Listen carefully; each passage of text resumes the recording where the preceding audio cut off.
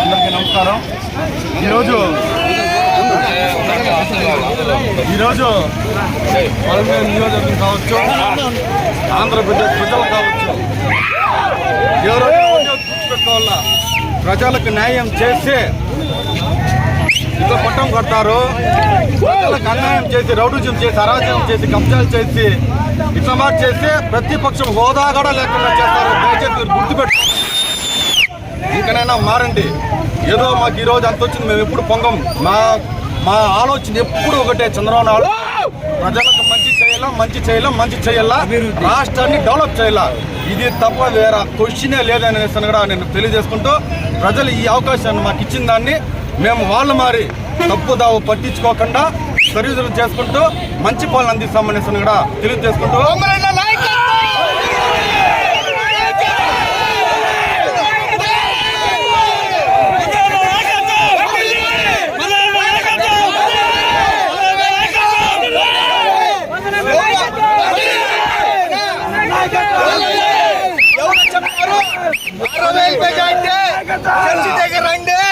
డిపాజిట్లు కూడా లేదు ఈ రోజు ప్రభుత్వానికి అనేసి మేము హెచ్చరిక సాగినాము. ఈ రోజుతో దీంతో తెలిసిపోయింది.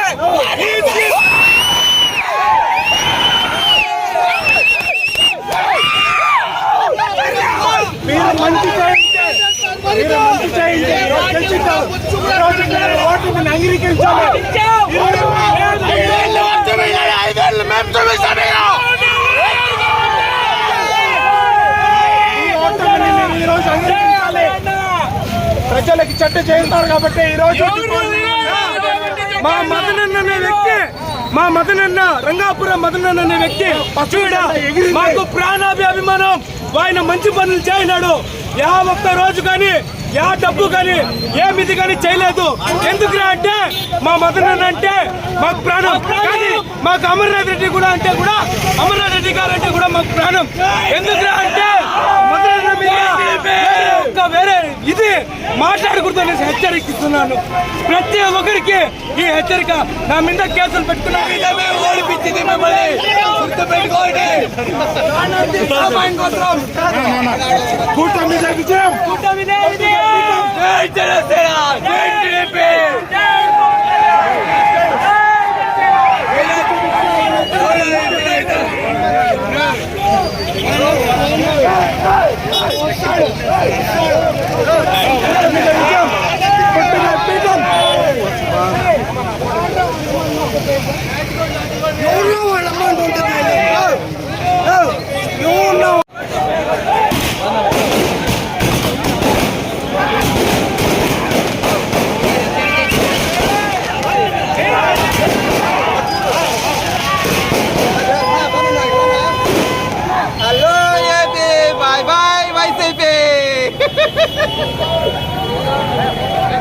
మరో ఐఎస్బి, మరో మెయిన్ స్పేస్, హైటెక్ సిటీ.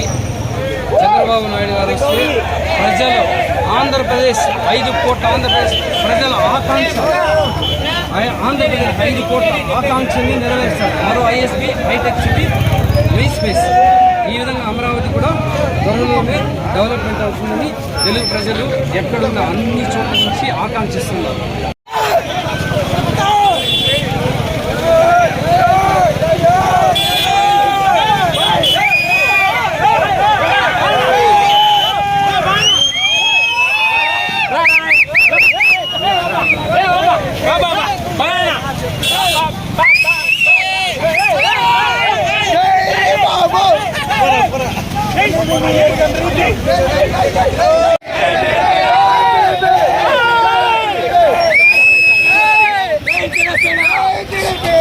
రోడ్డు మీద మేము ఓటడం